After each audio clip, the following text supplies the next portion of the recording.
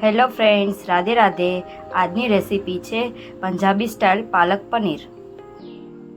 પાલક પનીર બનાવવા માટે જોશે પાલક, પનીર, ઝીણી સુધારેલી ડુંગળી, ટમેટો પ્યુરી, ધાણા જીરું, મરચું, મીઠું, હળદર, પાલક પનીરનો મસાલો ને લસણ. મેં અહીંયા પાલક પનીર બનાવવા માટે તપેલીમાં થોડુંક ગરમ પાણી મૂકી દીધું છે. એમાં હું હવે પાલક નાખીશ. મેં અહીંયા ગરમ પાણીમાં પાલક નાખી દીધી છે.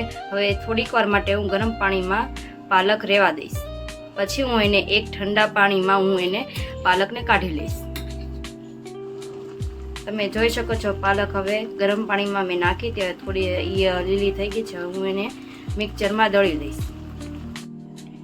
તમે જોઈ શકો છો મેં ઠંડા પાણીમાં પાલકને નાખી દીધી છે. હવે હું આને મિક્સરમાં દળી લઈશ.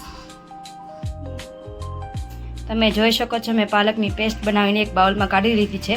તો હવે આપણે પાલક પનીરને બનાવવા માટેની તૈયારી કરીશું. પાલક પનીર બનાવવા માટે મેં અહીંયા લોયામાં તેલ ગરમ કરવા મૂકી દીધું છે. તમે જોઈ શકો છો તેલ ગરમ થઈ ગયું છે. તો હું એમાં નાખીશ લસણ.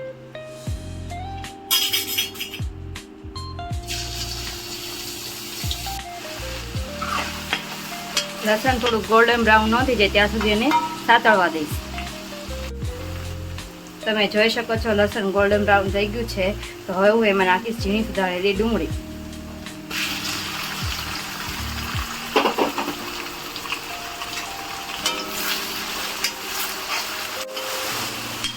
ડુંગળી ગોલ્ડન બ્રાઉન ન થઈ જાય ત્યાં સુધી એને સાતળી લઈશ. તમે જોઈ શકો છો ડુંગળી ગોલ્ડન બ્રાઉન થઈ ગઈ છે. તો હું એમાં નાખીશ ટમેટો પ્યુરી.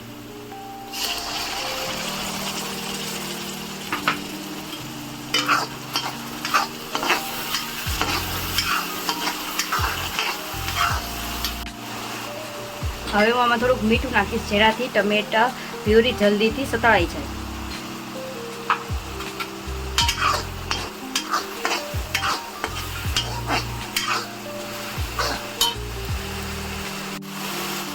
તમે જોઈ શકો છો તેલ છૂટું પડી ગયું છે. એનો મતલબ એ છે કે ટમેટો પ્યુરી સારી રીતે સતળાઈ ગઈ છે. તો હવે હું એમાં નાખીશ લાલ મરચું, હળદર, ધાણા જીરું મસાલો. અને તમે જોઈ શકો છો હળદર, મરચું અને ધાણા જીરું અને પનીરનો મસાલો નાખીને હું આને મિક્સ કરી દઈશ. મિક્સ થઈ જાય ત્યારબાદ હું નાખીશ ટમેટો પ્યુરીની. મિક્સ થઈ જાય પછી હું નાખીશ આમાં પાલકની પેસ્ટ.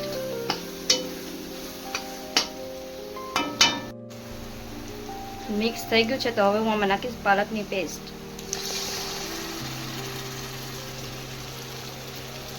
હવે હું પાલકની પેસ્ટને મિક્સ કરી દઈશ. પાલકની પેસ્ટ મેં અહીંયા મિક્સ કરી દીધી છે. હવે હું એમાં નાખીશ પાલકનું જે પાણી હતું એ નાખીશ.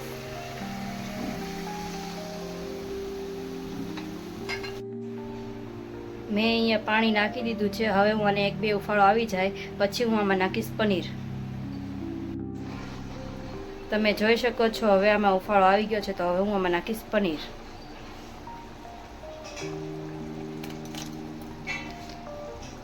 પનીર નાખ્યા બાદ હું આને મિક્સ કરી દઈશ. મેં અહીંયા પનીર મિક્સ કરી દીધું છે. હવે હું આને એક બાઉલમાં કાઢી લઈશ. મેં અહીંયા પાલક પનીર બાઉલમાં કાઢી લીધું છે. તો હવે થઈ ગયું છે આપણું પાલક પનીર તૈયાર. હવે